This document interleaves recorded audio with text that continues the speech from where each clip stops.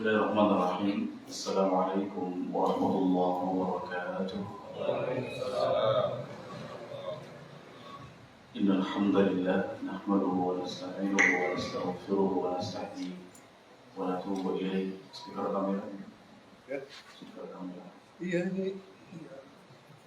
ونعوذ بالله من شرور أنفسنا وسيئات أعمالنا من يهده الله فلا مضل له ومن يضلل فلا هادي له وأشهد أن لا إله إلا الله وحده لا شريك له وأشهد أن محمدا عبده ورسوله صلى الله عليه وعلى آله وصحبه ومن سار على نهجه واقتفى بأثره إلى يوم الدين. أما بعد. Ma'asyar muslimin, para jemaah majelis ta'lim Allah, semoga senantiasa diberikan rahmat keberkahan serta penjagaan oleh Allah Subhanahu wa taala.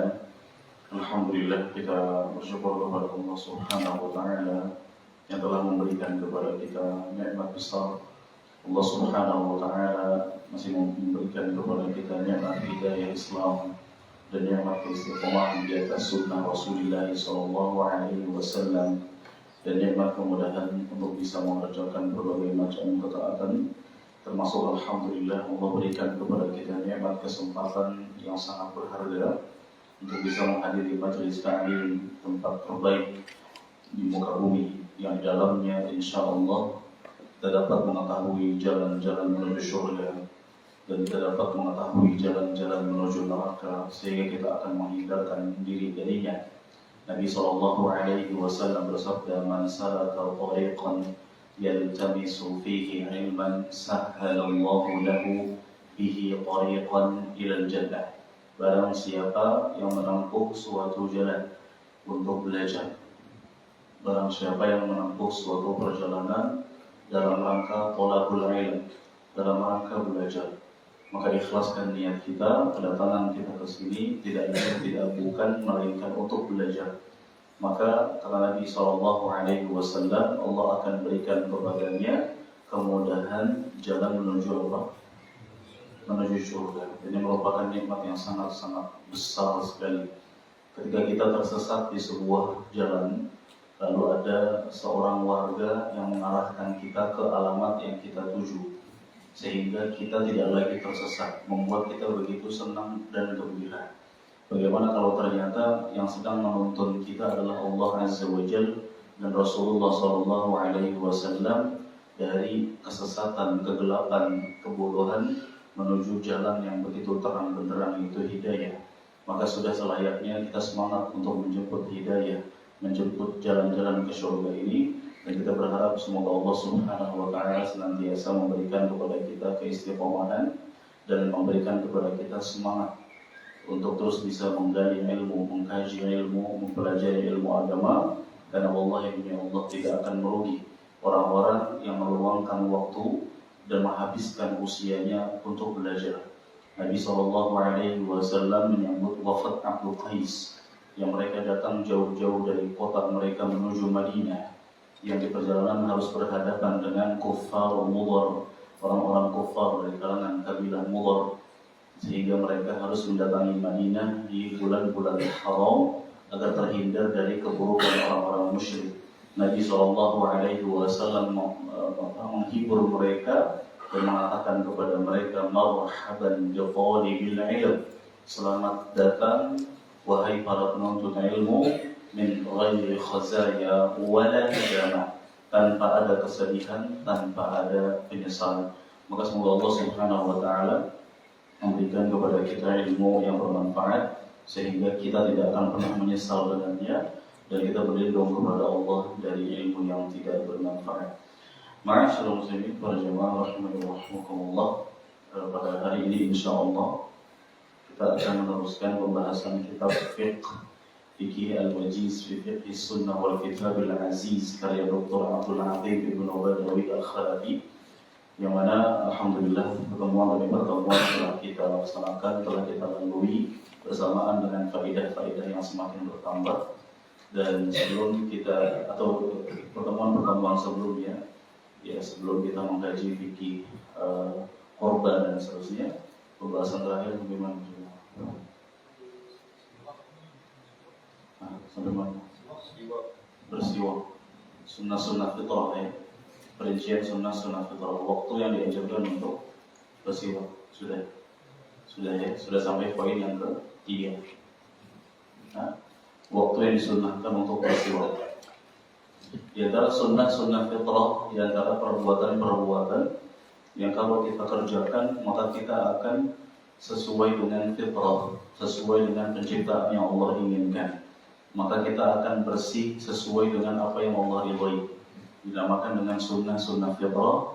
Di antara perinciannya adalah as-siwak, bersiwak atau menyikat gigi. Dan waktu dianjurkan untuk bersiwak yang pertama kapan? Ketika mau tidur, urutannya bangun tidur. Beda buku ini. Yang pertama apa? Ketika mau sholat atau mau wudu? Mau wudu, ya. Baik sebelum berwudu atau sambil berwudu atau setelah berwudu. Namun tentu lebih efektif sebelum berwudu. Kalaupun sambil dalam artian tidak menyebabkan antara basuhan satu dengan basuhan lainnya, tidak menyebabkan basuhan sebelumnya kering sebelum melanjutkan basuhan selanjutnya, maka tidak masalah. Kalau gara-gara bersiwak di tengah-tengah berwudu, basuhan sebelumnya telah kering, maka telah hilang syarat sahnya wudu, yaitu muwalat, maka wajib diulang. Contoh, sebelum di antara perbuatan dalam wudu yang disunahkan dalam mencuci tangan. Kemudian setelah cuci tangan adalah yang wajib madmadah, berkumur-kumur dan memasukkan air ke hidung. Kemudian mencuci wajah. Nah, sebelum beranjak ke basuhan selanjutnya, yaitu mencuci tangan sampai sikul, seseorang bersiwak terlebih dahulu. Bersiwak, nah sampai dia merasakan kenikmatan dalam bersiwak tersebut. Kemudian selesai, lalu dia melanjutkan ke bagian tangan. Nah, ketika ingin melanjutkan ke bagian tangan, wajahnya sudah kering. Dalam hal ini, apakah boleh dia teruskan atau ulang lagi? Teruskan atau ulang lagi? Kenapa diulang? Karena sudah kering, tidak muwalat, tidak menyeluruh. Sedangkan berwudu itu harus menyeluruh. Perbagian harus terbasahkan dengan baik. Nggak boleh cuci muka, kemudian dikeringkan dengan handuk. Kemudian cuci tangan, lalu keringkan dengan handuk. Usap kepala, keringkan dengan handuk. Tidak. Kalau mau selesaikan semuanya, setelah itu keringkan dengan handuk, boleh tidak? Boleh. Baik. Nah, oleh karena itu kita anjurkan bersiwak sebelum berwudu. Kemudian berikutnya, waktu dianjurkan untuk bersiwak kapan? Sambil sholat.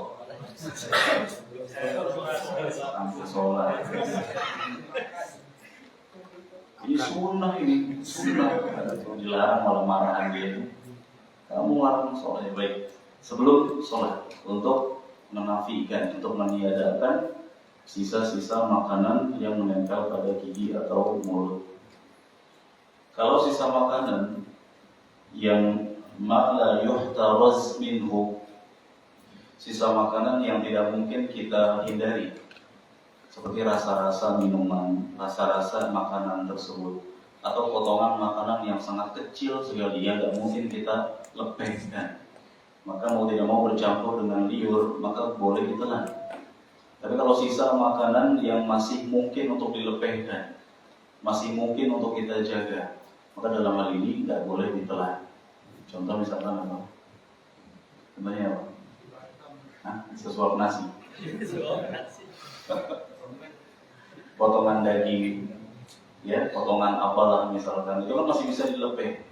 Kalau kita punya saku, lepehkan ke saku, boleh. Ya, liur dan sisa makanan bukan najis. Atau kita punya tisu, ambil tisu, buang ke tisu, kemudian masukkan ke kantong baju, boleh. Atau lepehkan ke baju itu sendiri. Dan jangan lepehkan ke sejadah. Jangan ke depan, jangan ke sebelah kanan. Ya, tapi ke sebelah kiri. Maka jamaah sebelah kiri yang maklum.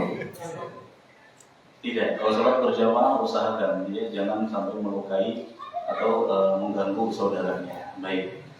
Kemudian atau dua momen tersebut, bersiwak ketika berwudu dan sebelum sholat, redaksi hadisnya hampir sama. Yang Nabi hampir mewajibkan tapi tidak jadi. Nabi SAW mengetahui kalau siwak itu diwajibkan tentu akan memberatkan umatnya, dan Nabi tidak ingin memberatkan umatnya sama sekali, tidak ingin menyulitkan umatnya. Laula an asyqa ala ummati la amartuhum bis-siwak ya inda kulli wudu atau inda kulli shalah, tuma'al wudu dan inda kulli shalah. Kalau aku tidak memberatkan umatku, aku akan perintahkan mereka untuk bersiwak setiap berwudu. Dalam redaksi untuk sholat, aku akan perintahkan mereka untuk bersiwak sebelum sholat. Nah, di sini Nabi tidak ingin mewajibkan karena tahu umatnya akan mengalami kesulitan dan keberatan, maka sebuah kewajiban yang tidak jadi diwajibkan karena sebab tertentu, hukumnya berubah menjadi mustahab sunnah. Kita nggak boleh mewajibkan dan kita nggak boleh merasa berdosa kalau sholat tanpa siwak. Baik. Yang ketiga, di antara momen disunnahkan bersiwak adalah inda qiraatil Qur'an, ketika membaca Al-Quran. Baik kita yang membaca untuk kita sendiri, atau konteksnya adalah setoran hafalan, atau membacakan untuk orang lain. Mengapa demikian jemaah sekalian? Karena Quran itu bukan bacaan sembarangan. Quran yang kita baca, yang kita lantunkan, yang kita hafal, yang kita setorkan, makhluk atau kalamullah? Apa itu kalamullah? Firman Allah Azza wa Jalla. Permisalan terendah, walillahil matsalul a'la. Allah memiliki permisalan yang maha tinggi. Permisalan terendah ya, kita bukan bermaksud untuk menyamakan, tidak. Kita sesama manusia saja, kalau misalkan ada orang berbicara, lalu kita tiru gaya bicaranya, tapi sambil dalam keadaan tidak layak. Ya, kita meniru misalkan gaya pidato seseorang, tapi sambil berpakaian yang tidak layak, yang kurang rapi. Maka tentu orang yang memiliki perkataan itu akan tersinggung. Ya, karena lebih kepada penghinaan, perendahan, dan meledek. Walillahil matsalul a'la. Allah memiliki permisalan yang maha tinggi. Tentu ada baiknya seorang muslim beradab dengan Al-Quran. Karena di antara bentuk ketinggian ketakwaan seorang muslim adalah ketika dia menghormati Islam, menghargai Islam, dan menjunjung tinggi syiar-syiar Islam, merasa gagah dengan Allah, dengan Rasulnya, dan dengan syariat Islam. Allah Subhanahu wa ta'ala berfirman, "Wa may yu'azzim sya'airallah fa innaha min taqwal qulub." Barang siapa yang mengagungkan syiar-syiar Allah, maka itu berdasarkan ketakwaan yang ada pada hati. Ketika ingin baca Quran, dia rapi-rapi dulu, berwudu dulu. Meskipun tidak wajib, kita akan sampaikan pembahasannya. Tidak ada kewajiban berwudu sebelum baca Quran, karena tidak ada keterangan dari Nabi SAW yang menunjukkan akan batalnya pahala baca Quran tanpa wudu. Tapi ada baiknya adab kita kepada Quran, karena Quran itu kalam Allah. Bukti ketinggian ketakwaan seseorang ketika dia begitu menghormati agama Islam, begitu mengagungkan Allah Azza wa Jalla, mengagungkan Rasulullah Sallallahu Alaihi Wasallam. Nah, di antara bentuk mengagungkan Quran adalah bersiwak terlebih dahulu sebelum membaca Al-Quran. Meskipun tidak ada yang mendengar bacaan kita, meskipun konteksnya kita baca sendiri, bukan sedang menyetorkan hafalan, tetap kita beradab. Jangan sampai kita membaca Quran dalam keadaan mulut bau, kemudian badan atau pakaian sedang tidak siap. Meskipun kalau ada orang baca Quran dalam keadaan badannya sedang kotor, boleh tidak? Boleh tidak? Ragu malu. Kamu ditanya balik ya, boleh nggak kita baca Quran sedang tidak rapi? Boleh, meskipun maaf sedang junub. Boleh ya? Boleh. Tinggal tebak aja udah. Gak apa-apa. Gak boleh. Iya, gratis. Tebak ya. Memang kesalahan itu wajar, tapi jangan diborong. Salah mulu ya. Baca Quran sedang junub boleh. Yang dibahas oleh para ulama memegang mushaf ketika junub, itu yang dibahas. Tapi baca Quran ketika junub, perempuan ketika menstruasi, melantunkan Quran, boleh sepakat semuanya. Karena Rasulullah SAW kata Aisyah, "Yadhkurullaha fi kulli ahyanihi." Rasulullah SAW berzikir kepada Allah dalam setiap keadaan. Konsekuensi dari hadis itu dalam setiap keadaan berarti ketika Nabi sedang junub pun Nabi baca Quran. Ketika Nabi SAW belum berwudu pun beliau berzikir. Di antara bentuk zikirnya beliau baca Quran dalam keadaan siap maupun tidak siap. Nah, Nabi SAW baca Quran, tapi artinya keadaan ketika Nabi SAW junub lalu membaca Quran itu ceritanya sangat minim sekali. Lebih banyak yang sampai kepada kita riwayatnya adalah bahwa Nabi baca Quran, membacakan Quran kepada para sahabat dalam keadaan sudah siap, dalam keadaan rapi. Ya meskipun tidak haram membaca Quran dalam keadaan belum rapi, tapi dominan kebanyakan perbuatan Nabi sedang rapi ketika beliau membaca Quran dan membacakan Quran kepada para sahabat. Dan alasan selanjutnya selain bersiwak merupakan bentuk ta'zim, pengagungan kepada syiar Islam. Alasan selanjutnya bahwa bersiwak sebelum membaca Quran adalah dalam rangka penghormatan terhadap malaikat yang menyimak bacaan Quran kita. Hadisnya kata dari Ali bin Abi Thalib radhiyallahu anhu, beliau berkata, "Amarna bis-siwak." Rasulullah sallallahu alaihi wasallam memerintahkan kita untuk bersiwak. Waqala, lalu beliau bersabda, "Innal 'abda," sesungguhnya seorang hamba, "idza qama yusalli atahu malakun."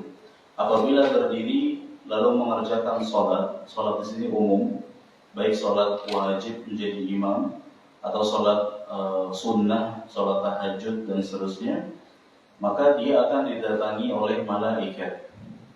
Faqama khalfahu, lalu malaikat tersebut berdiri di belakangnya. Yastami'ul Qur'ana wa yajnu.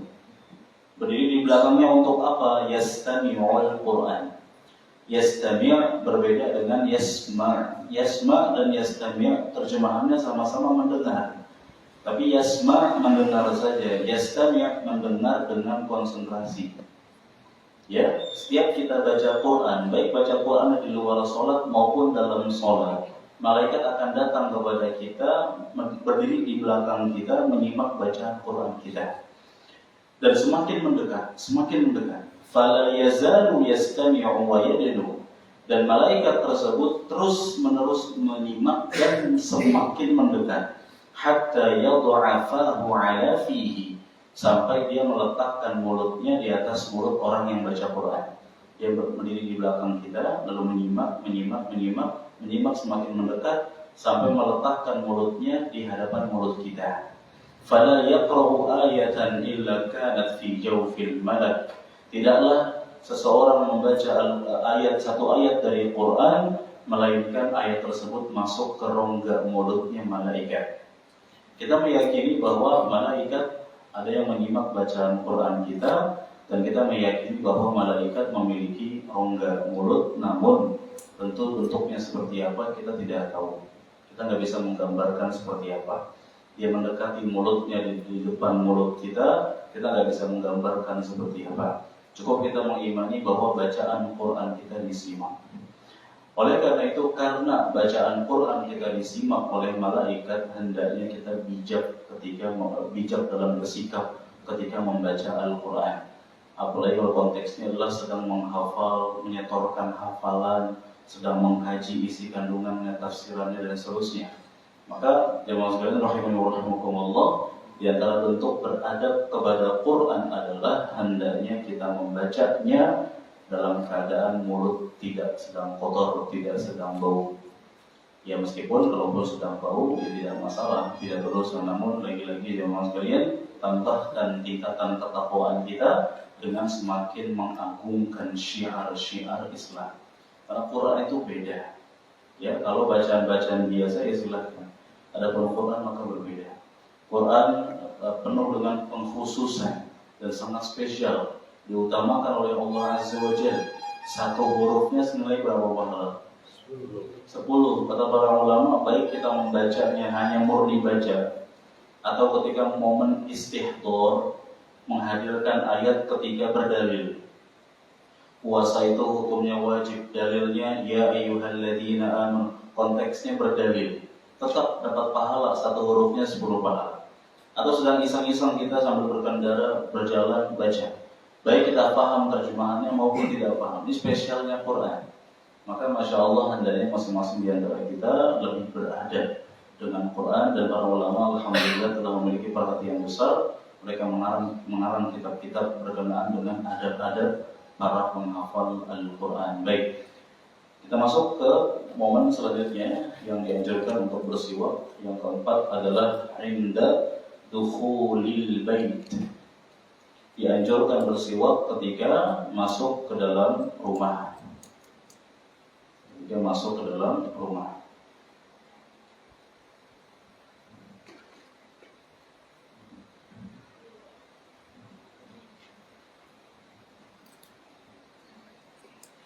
Boleh kita laksanakan sebelum masuk rumah atau setelah masuk ke rumah, sebelum menemui keluarga. Ya, jadi boleh di luar rumah atau ketika masuk dan sebelum menemui keluarga.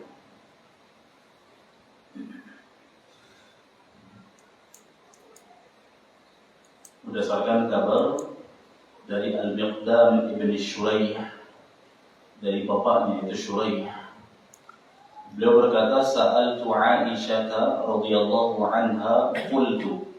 Aku bertanya kepada Aisyah radhiyallahu anha, istri Nabi sallallahu alaihi wasallam, aku berkata, bi ayyi syai'in kana yabda'u an-nabiy sallallahu alaihi wasallam idza dakhala baitahu? Qalat bis-siwak. Aku bertanya kepada Aisyah, dengan apa Nabi memulai ketika masuk ke dalam rumahnya? Dengan sesuatu apa atau perbuatan apa yang Nabi lakukan pertama kali ketika beliau masuk ke dalam rumahnya? Kata Aisyah, bis-siwak, bersiwak. Jadi perbuatan pertama setelah Nabi masuk rumah atau ketika ingin masuk ke dalam rumah adalah bersiwak terlebih dahulu, mewangikan mulut beliau, mewangikan gigi beliau, karena beliau akan bertemu dengan istrinya. Dan ini merupakan pelajaran yang sangat berharga bagi kita semua ya Mas sekalian. Hendaknya masing-masing di antara kita semangat untuk meningkatkan keharmonisan hubungan rumah tangga. Di antara caranya adalah dengan memaksimalkan penampilan dan mewangikan mulut sebelum bertemu dengan keluarga, anak maupun istri. Terlihat simpel, sederhana, namun tidak dikerjakan oleh sebagian kaum muslimin dengan alasan yaitu kan istri saya, kita sudah kenal puluhan tahun, apa masih perlu berdandan lagi? Kita katakan sangat perlu. Jangan hanya romantis di awal-awal saja, jangan hanya semangat di awal-awal saja, namun hendaknya kita istiqomah untuk berbuat baik kepada keluarga, kepada istri, kepada anak setiap saat. Karena Rasulullah Shallallahu Alaihi Wasallam bersabda, khairukum li ahlihi. Sebaik-baik kalian yang paling baik kepada siapa? Keluarga. Meskipun di antara terjemahan ahlihi di situ adalah apa? Istri.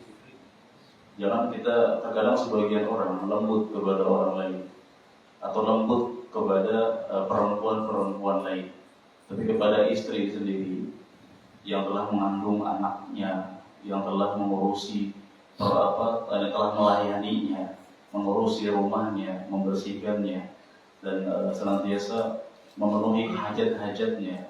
Dia tidak melembutkan perkataannya, dia kurang baik cara muamalahnya, termasuk kurang memperhatikan penampilannya, dengan alasan yaitu kan istri sudah bertahun-tahun, sudah biasa, sudah bosan. Tidak ada kata bosan dalam kebaikan.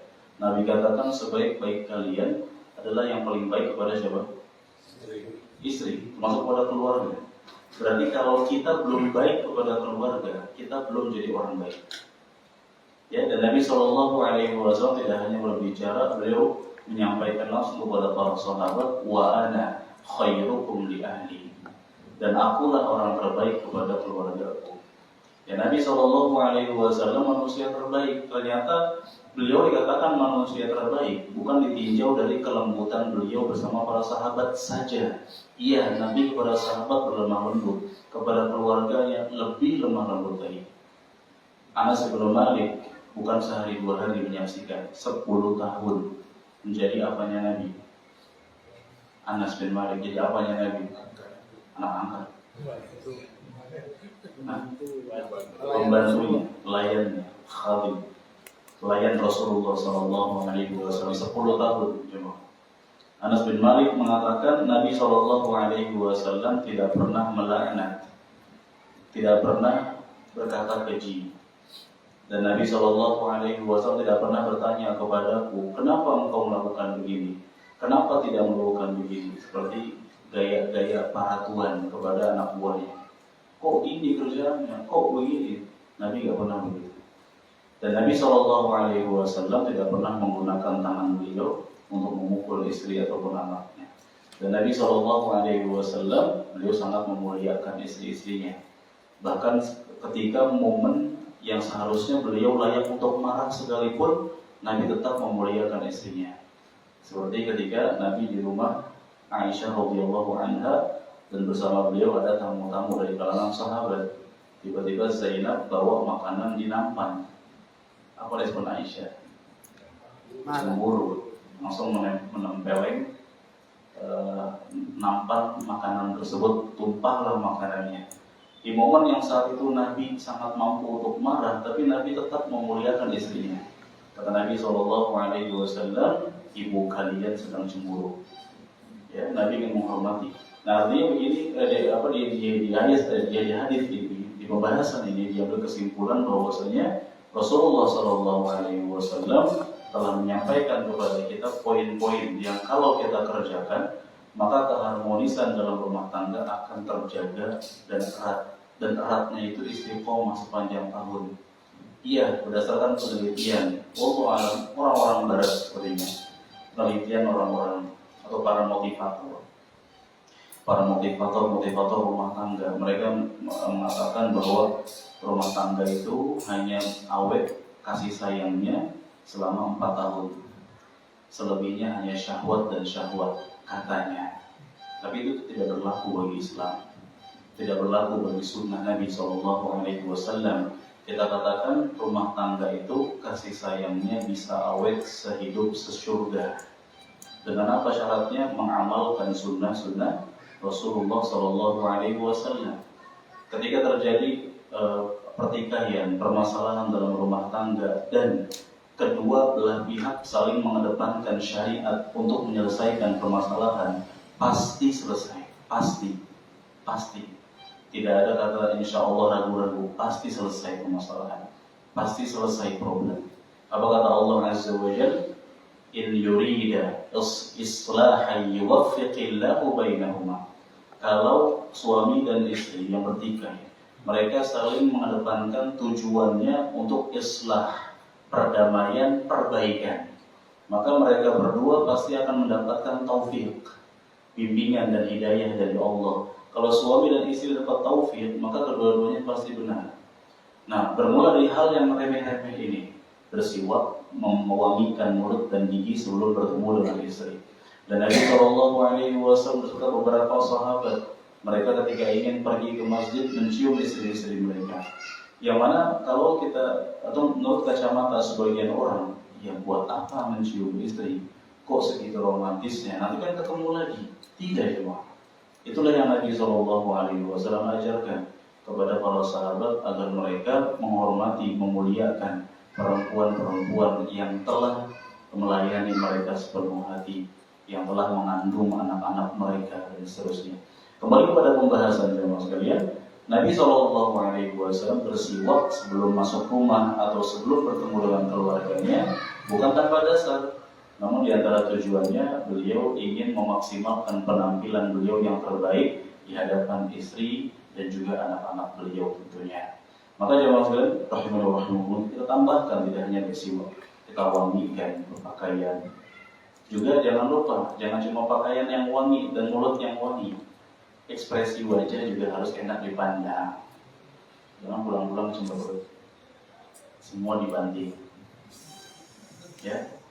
Tas, baju, lempar. Ceritanya marah ceritanya. Berharap istri minta ampun. Istrinya balas cuek. Tambah marah. Dasar istri. Ya, bukan kemarin. Padahal salah apa istri itu? Salah apa istri? Dia punya masalah di luar. dan dia lampiaskan marahnya ke istri. Nah ini siwa besar. Kenapa nggak lampiaskan marahnya ke orang di luar itu? Nah kita wangikan, maksimalkan. Insya Allah jemaah kita menikmati sesuatu yang halal-halal tersebut, termasuk istri kita. Insya Allah malah membuat hati kita makin melembut. Yakin ya, itu kata ulama demikian. Kembali pada pembahasan, intinya sunnah sebelum masuk ke dalam rumah untuk bersiwak. Kalaupun kita masuk rumah nggak siwakan misalkan, dosa tidak? Tidak. Ya tidak. Ya, tapi jangan sampai ya bau mulut seseorang membuat orang lain mendapatkan bahaya maut. Seperti bau mulut yang dihasilkan dari apa? Antum menyebut ya? Apa? Saya jengkol apa? Cuma yang bau-bau? Antum menyebut ya? Pemirsa yang di rumah lihat, bukan saya yang bicara. Ya, rokok ya. Dan apapun saya sebut tahan apa? Yang saya pecinta rokok Indonesia pada marah jadi. Karena memang perokok sendiri kalau mereka boleh jujur, yakin bahwa rokok itu bau kan. Cuma kan karena mereka sudah biasa gitu. Tapi memang pasti yakin bau. Dan alangkah zolimnya seseorang yang dia pulang dalam keadaan bau rokok mulutnya, yang mencium anaknya, mencium istrinya, yang dengan alasan sudah biasa, sudah berumah tangga bertahun-tahun. Dan bukankah banyak kejadian bahwa banyak bayi-bayi yang mendapatkan maut, penyakit parah. Efek awalnya adalah sang ayah seorang perokok berat dan mencium anaknya yang masih bayi yang sangat sensitif. Lalu akhirnya terkena virus-virus penyakit yang parah berujung kepada kematian. Nah, itu tidak dipikirkan oleh mereka. Baik, kita beranjak kepada momen yang selanjutnya terakhir yang kelima, inda al-qiyam minal lail. Di antara momen bersiwak yang dianjurkan adalah ketika bangun dari tidur. Meskipun judulnya di sini bangun tidur di malam hari untuk sholat malam, konteksnya.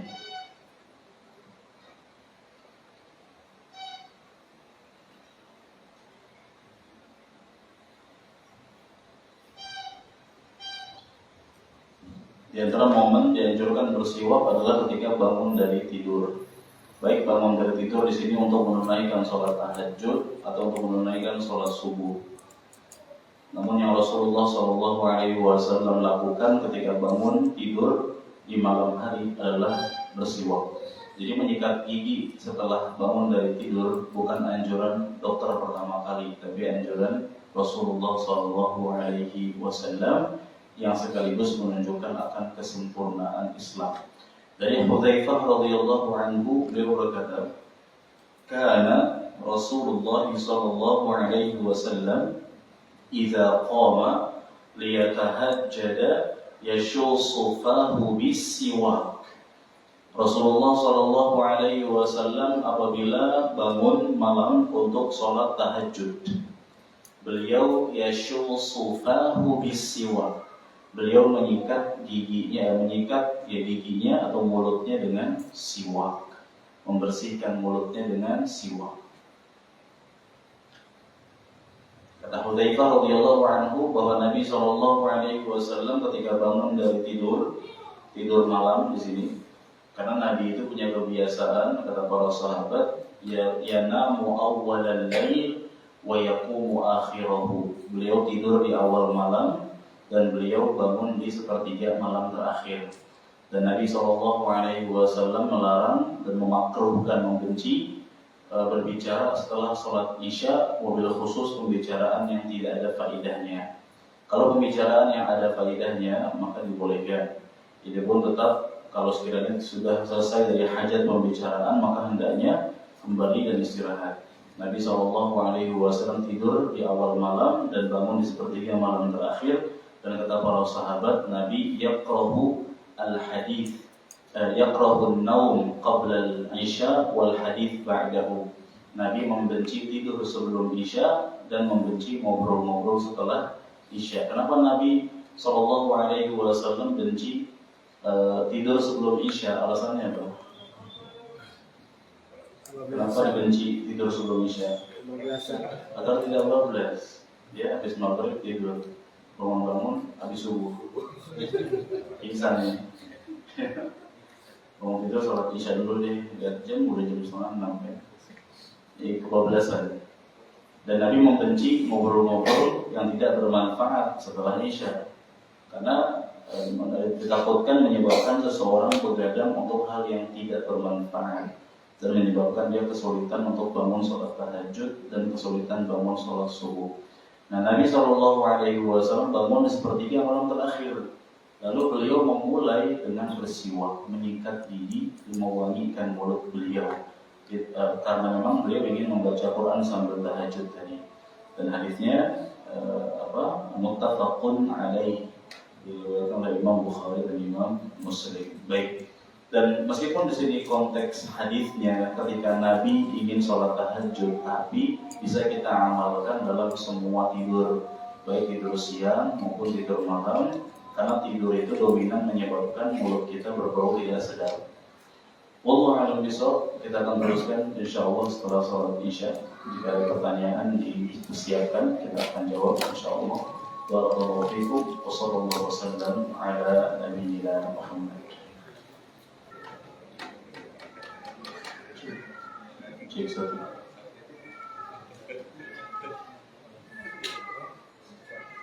Bismillah, alhamdulillah, wassalatu wassalamu ala rasulillah Nabiyyina Muhammadin wa ala alihi wa sahbihi wa mawala. Wa la hawla wa la quwwata illa billah. Amma ba'd. Kita lanjutkan jemaah. Alhamdulillah telah kita jelaskan tentang waktu-waktu yang dianjurkan untuk bersiwak. Ada 5 ya, dalam kitab ini disebutkan ada 5 waktu yang kita dianjurkan untuk bersiwak atau membersihkan mulut atau membersihkan gigi, baik dengan kayu arok, kayu siwak asli, atau dengan sikat gigi modern beserta ma'jun pasta giginya. Yang pertama adalah ketika ingin sholat, yang kedua ketika ingin berwudu, yang ketiga ketika ingin membaca Al-Quran, yang keempat ketika sebelum masuk ke dalam rumah, dan yang kelima ketika bangun dari tidur. Baik, sebelum kita masuk ke pembahasan selanjutnya, apakah ada pertanyaan seputar siwak atau seputar hal yang lain? Kalau ada, silakan. Silakan, ada yang mau tanya? Tanya biar lama. Siwak diganti sama sikat gigi itu sama aja. Beda. Ya, zohirnya beda ya. Tapi apakah pahalanya sama? Tentu insya Allah ya. Suatu perkara dunia yang kita niatkan untuk ibadah, maka akan menjadi ibadah. Maka tafriq, pembeda antara adat dengan ibadah ada pada niat. Pembeda antara adat kebiasaan dengan ibadah ada pada niat. Bersiwak perkara biasa ini adat, tapi menjadi ibadah dengan niat. Kita menyikat gigi, niatnya menjalankan sunnah Nabi dalam 5 poin ini, insya Allah berpahala. Sama seperti seseorang yang makan dan minum, tidak ada pahala baginya. Namun kalau dia makan dan minum dalam rangka mengamalkan firman Allah, wa kulu washrabu, dan makanlah dan minumlah, dalam banyak ayat, min rizqillah, dari rezeki Allah, dan janganlah kalian melampaui batas dan seterusnya. Maka diambil kesimpulan oleh para ulama, hukum asal makan dan minum adalah wajib, karena lafaznya perintah. Barang siapa yang makan dan minum dalam rangka menjalankan perintah Allah dan dalam rangka menguatkan tubuhnya untuk bisa terus menjalankan ibadah kepada Allah, maka makan dan minumnya berpahala. Memakai pakaian dalam rangka bersyukur atas nikmat yang Allah berikan, maka menjadi berpahala. Maka kata para ulama, bersiwak tetap berpahala meskipun bersiwaknya menggunakan sikat gigi modern dan pasta giginya. Maka sama seperti kita pergi ke masjid, kan sunnah ini yang Nabi sampaikan, langkah yang sebelah apa pahalanya? Mengangkat derajat. Langkah sebelahnya menghapus dosa. Gimana kalau naik motor? ban pertama perkara baru. Per berapa nih ya? Per meter atau per apa? Perputaran ya, perputaran bannya ya. Ya, apakah demikian gitu kan? Dan ternyata Allah lebih tahu cara menghitungnya, maka tentu tidak berkurang insya Allah pahala meskipun kita berkendara. Ya Allah jelas ya. Yang lain silakan. Ada lagi? Assalamualaikum warahmatullahi wabarakatuh. Waalaikumsalam. Ini yang tadi sholat maghrib ya. Jadi kan ada yang berjamaah sama 3 orang kan ya. Gimana? Berjamaah sini tadi pas Sholat zuhur. maghrib dari sini. Kenapa? Rokat tadi. Pas rokat kedua ada bertepuk sebelum ke belakang gitu. Saya pikir sak gitu dia imam gitu. Coba sebentar, karena masih menerawang. Sebentar. Gimana maksudnya? Saya juga ini buru-buru tenang. Anak nggak marah nggak? Bagus sekarang. Gimana maksudnya? Antum lagi sholat maghrib, antum masbuk. Ya masuk ketinggalan ini pikir sini. Antum masuk bertiga. Terus yang sama-sama masbuk ini bikin jamaah. Dia bikin jamaah kan. Nah, pas itu Antum dijadikan sebagai imamnya. enggak, beliau jadi Artinya gini, 3 orang lagi sama-sama masbuk ya. Dan otomatis yang 2 menjadikan yang 1 sebagai imam. Gitu ya, bukan ada orang masbuk lalu ada orang baru datang menjadikan si masbuk sebagai imam, bukan itu. Jadi bingung kalau ya. Jadi gitu kasusnya ya. Ini 3 orang masbuk nih, otomatis yang 2 kayak udah ada ikatan batin. Yuk jadi imam yuk. Mundur. pas rokat keduanya ada baru kita ke belakang gitu, ada tepuk baru inget gitu. Masuknya ketika sudah salam Pak. Gimana tuh? Coba jelasin dulu. Ketika sudah salam, sebenarnya kita bertiga Udah udah sholat. sholat. Tapi udah salam. Ah. Masuk udah sholat sendiri gitu. Ah. Ya, kita udah sholat sendiri. Ya. Tiba dia naik ke belakang, refleks kedua belakang. Oh, jadi refleks Ya, ada rokat kedua itu. Karena ini nggak mau niatnya sendiri gitu. sendirian. Terus setelah antum ditarik oleh beliau, antum akhirnya mau berjamaah. Niatnya kan sebenarnya salah Masing-masing. Iya masing-masing. Iya. Udah kejawab, syukur ya Allah. Udah kejawab nih. Jadi, anak sih belum terlalu paham pertanyaannya sih, nggak apa-apa. Cuma mungkin wawalan. Jadi intinya sama-sama masbuk, sedang ketinggalan, tapi malah otomatis menjadikan sebagiannya sebagai imam gitu ya. Nggak bisa. Ya, jadi sholat berjamaahnya batal. Jadi orang menanya, simak ya. Jadi saya dengerin orang apa yang nanya. Masalah anak mau mana sendiri. Jadi nanti ini pelajaran dari kita semua, faedah juga kan. Jadi untuk yang sama-sama masbuk nggak bisa menjadikan sebagiannya sebagai imam. Ya, sebagian ulama juga berpendapat kita datang lalu menjadikan orang yang sedang masbuk sebagai imam pun sebagian mengatakan nggak boleh, sebagian mengatakan boleh. Nah, lalu gimana solusinya? Ya sudah, antum sudah datang masbuk kata Nabi SAW, "Idza ataytumus shalah fa'alaikum bis-sakinati wal waqar." Apabila kalian datang menuju salat, maka hendaknya kalian tenang, jangan buru-buru. Wala ta'tuha wa antum tas'aun. Janganlah kalian mendatangi salat dalam keadaan terburu-buru, sa'i, lari kecil, ya. Kemudian kata Nabi SAW dalam hadis yang lain, wa ma adraktum fasallu wa ma fatakum fa'atimu. Ketika datang ke masjid, apapun yang kalian dapat di posisi imam, ikuti. Imam sedang sujud, ya sujud, tapi takbiratul ihram dulu, jangan lupa. Jangan datang langsung sujud Allahu Akbar, tidak, takbiratul ihram dulu. Datang Allahu Akbar, baru Allahu Akbar untuk sujud. Imam sedang i'tidal, ya Allahu Akbar, langsung ya Rabbana wa lakal hamd. Yang penting pembuka takbiratul ihram dulu. Nah, kemudian wa ma fatakum fa'atimu. Apa yang tertinggal, tinggal sempurnakan. kurang 3 rakaat, ya sudah tambahkan 3 rakaat, kurang 2 ya tambahkan 2. Insya Allah tetap terhitung sebagai pahala sholat jamaah, meskipun batasan maksimal dikatakan jamaah adalah ketika kita dapat ruku'nya imam. Ketika datang imam dalam keadaan tasyahud terakhir, tetap ikuti saja, nggak masalah.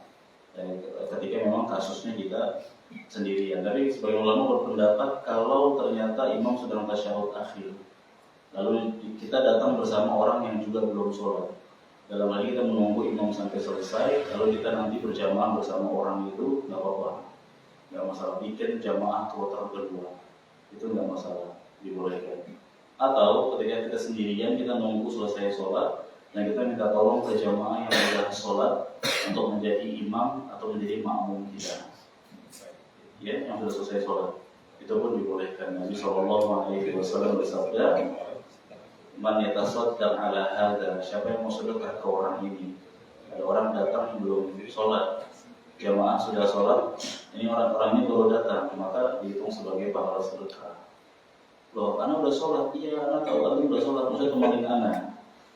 Gak boleh gitu, akhi maksa-maksa loh. Nah, jadi malah berkelahi. Baik, ada lagi yang lain? Silakan. Nyambung Pak, silakan. Tadi kan yang masuk tadi, ya. Terus diikuti belakangnya makmum lagi, bisa nggak? Selesai. Lagi masuk dia Pak ya?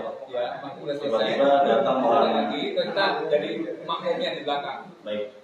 Sebagian ulama Pak ya, sebagian ulama tidak membolehkan. Sebagian Pak ya. Tapi saya memilih pendapat yang boleh Pak. Dia lagi masuk, tiba-tiba kita datang, ya sebenarnya mencolek tidak ada syariatnya Pak. Nggak ada syaratnya. Kita langsung mepet aja sebelahnya. Sebagian mazhab Syafi'i menyarankan agak mundur sedikit, ibaratnya di kakinya imam, kita agak mundur sedikit untuk sebagai simbolis kita itu makmumnya, kata sebagian ulama mazhab Syafi'i. Tapi kita luruskan, rapatkan, karena begitulah posisi berjamaah untuk imam dan makmum yang cuma berdua. Ya, imam dan makmum sejajar, dalam posisi makmum ada di sebelah kanannya, makmum di sebelah kanannya imam. Ya, kita langsung mepet saja, nggak apa-apa. Kalau memungkinkan kalau sebelah kirinya gimana? Boleh nggak? Kalau memungkinkan Pak, di sebelah kanannya udah ada orang. Ada Di belakangnya aja. Di belakangnya? Iya. Ya, posisinya kan begini. Mas Budi nggak tahu kalau diikuti. Nah, di sini ada kalanya terpaksa Pak kita mengerjakan sesuatu di luar syariat. Untuk terpaksa kita mencoleknya. Orang Indonesia kan kalau dicolek nggak tahu. Ya, kita jadi makmum dia, di belakang dia nggak dicolek. Suara dia pelan Pak. Nanti pas sujud kita benar kok belum.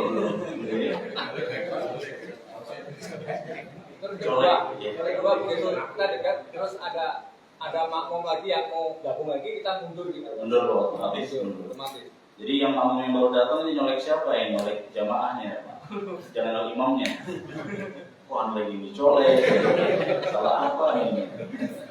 Si jamaahnya, si makmumnya Pak ya, tadi mundur otomatis. Nah, jadi gimana? Salah kiblat. Salah kiblat. Harus selesai baru dikasih tahu. Salah kiblat. Kalau memungkinkan untuk bisa diulang lagi. Karena menghadap kiblat itu syarat. Syarat itu artinya sesuatu yang harus dipenuhi di luar sholat. Kalau nggak terpenuhi batal.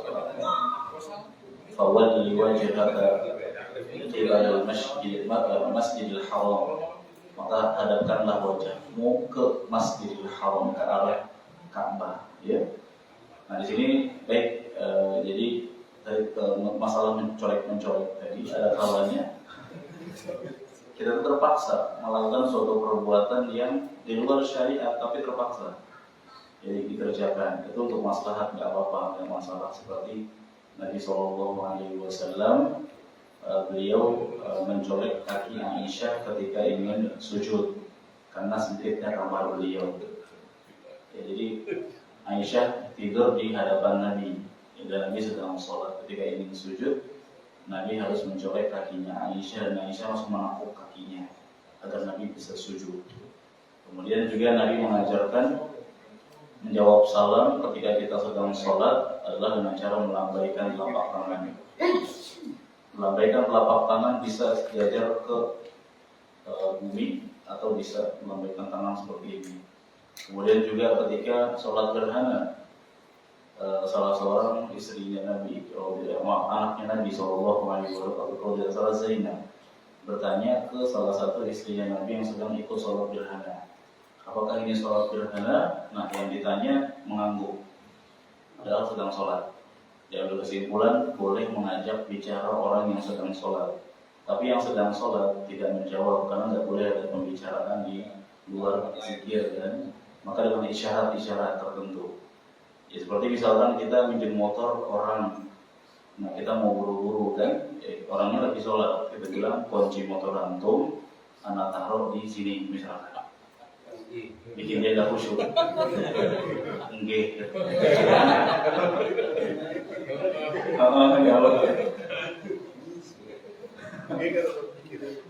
Enggak terus mikir. Itu kalau masuk ya. Baik, Allah nyari sana. Beberapa waktu lalu ada yang bertanya, Ustaz, bolehkah berdoa untuk perkara sesuatu yang Allah menghalalkannya, tapi dia jadi begini, Ustaz, dia doa begini, bolehkah Ustaz saya berdoa supaya suami saya nggak ta'adud? Berdoa agar suami tidak poligami. Iya. Jangan jamin kan ya. Boleh nggak seperti itu cuma kira-kira? Si seorang istri berdoa agar suaminya jangan ta'adud, jangan poligami. Boleh nggak gitu? Boleh. Hah? Istri berdoa semoga suami saya nggak pernah ta'adud. Boleh nggak? Boleh. Baik. Sebagaimana bolehnya juga lelaki minta istri 4. Jadi ketidaksetujuan terhadap ta'adud boleh atau tidak? Tidak setuju nggak boleh. Nggak boleh. Maka Nabi SAW bersabda, kalian akan dikabulkan doa-doanya selama doa-doa kalian tidak berkenaan dengan ism, dosa dan qati'atir rahim, hal yang berkenaan dengan memutus silaturahmi. Mudah-mudahan paman saya nggak bakal bisa menemui saya. Ini doa tapi menjurus kepada memutus hubungan tali silaturahim. Allah nggak akan kabulkan. Termasuk yang mengingkari syariat, poligami, ta'adud syariat. Itu syariat para nabi, syariat orang-orang soleh dan para sahabat yang mereka menduduki posisi tertinggi. Sebagian mereka berta'adud, Abu Bakar As-Siddiq, Umar bin Khattab, dan sahabat-sahabat yang lain, Ali bin Abi Thalib, Hasan bin Ali, dan seterusnya. Para sahabat banyak mereka berta'adud dan mereka tetap menempati posisi tertinggi meskipun ta'adud. Dan perceraian hal yang wajar terjadi dalam Islam, begitupun di zaman sahabat. Maka dilarang bagi seorang perempuan yang ketika memang dia tidak setuju dengan ta'adud, dia mendoakan suaminya agar tidak bisa ta'adud, tidak bisa menjalankan syariat. Ini syariat. Meskipun hukum ta'adud, hukum poligami sama seperti hukum menikah pertama kali, tergantung orangnya. Kalau seseorang sudah memiliki ba'ah kemampuan harta dan fisik dan takut terjerumus ke dalam perzinaan dan lingkungannya sangat-sangat mendorong dia untuk harus menikah segera mungkin, maka menikah hukumnya wajib. Kalau sekiranya dia sudah menikah, dia sudah punya kelebihan harta dan fisik, kemudian dia takut terjerumus ke dalam perkara-perkara keburukan, dalam hal ini dia punya kemampuan ya, untuk ini, maka poligami bisa jadi wajib bagi dia. Jangan senang dulu ya, pulang-pulang kata Ustaz tadi. Jadi kita sampaikan, tidak masalah, meskipun kalangan ibu-ibu membencinya, tidak masalah. Kalangan ibu-ibu nggak ada yang suka, meskipun banyak kisah istri pertama mencarikan jodoh untuk suaminya, itu banyak terjadi. Jadi kita mengapresiasi perbuatan itu karena itu bentuk persetujuan kepada syariat.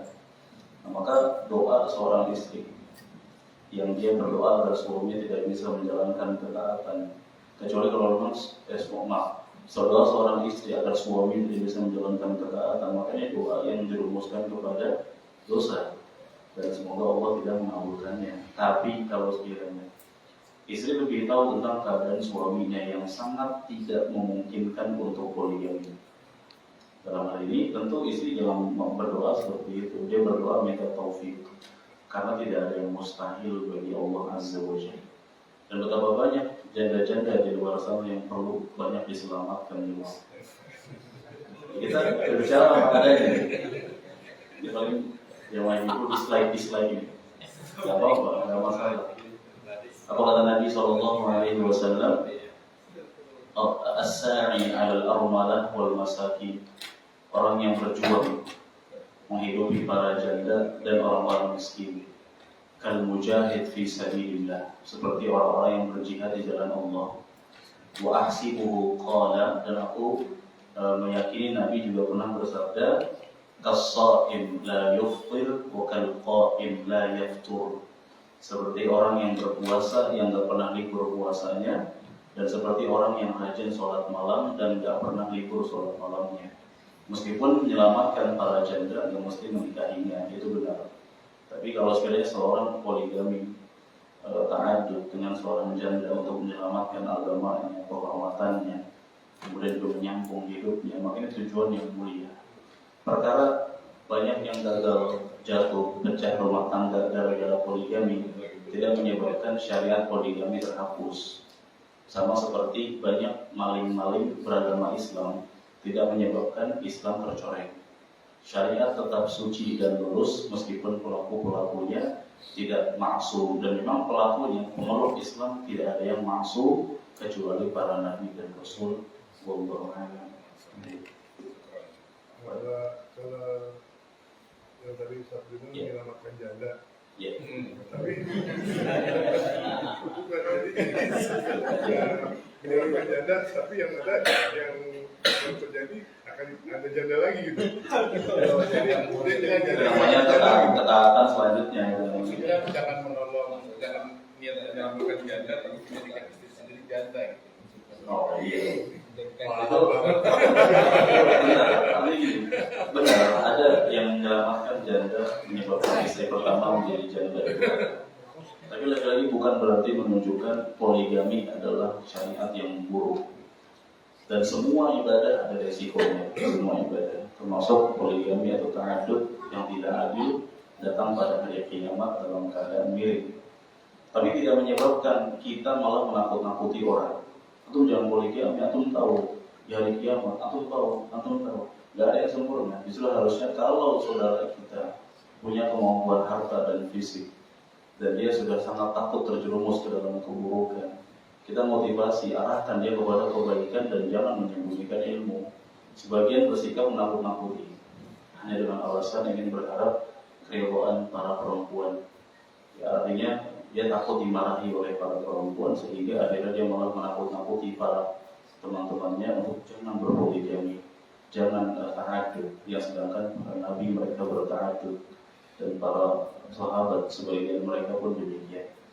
Seperti juga orang yang berjihad di jalan Allah, berperang di jalan Allah, yang seharusnya kita menasihati, memotivasi, antum jangan jihad, nanti antum mati. Nanti kalau antum mati, istri antum menjanda, anak antum yatim, nanti mereka tidak ada yang menafkahi, malah nakut-nakuti.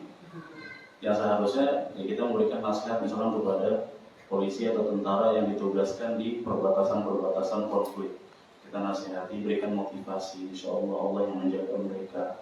Ketika antum niatkan untuk membela Islam di Indonesia, ketika antum tertimpa mara bahaya sampai meregang nyawa, antum syahid, insya Allah berkumpul lagi di surga. Kalaupun nggak berkumpul lagi dan antum soleh, Allah gantikan buat antum bidadari di surga, kan begitu.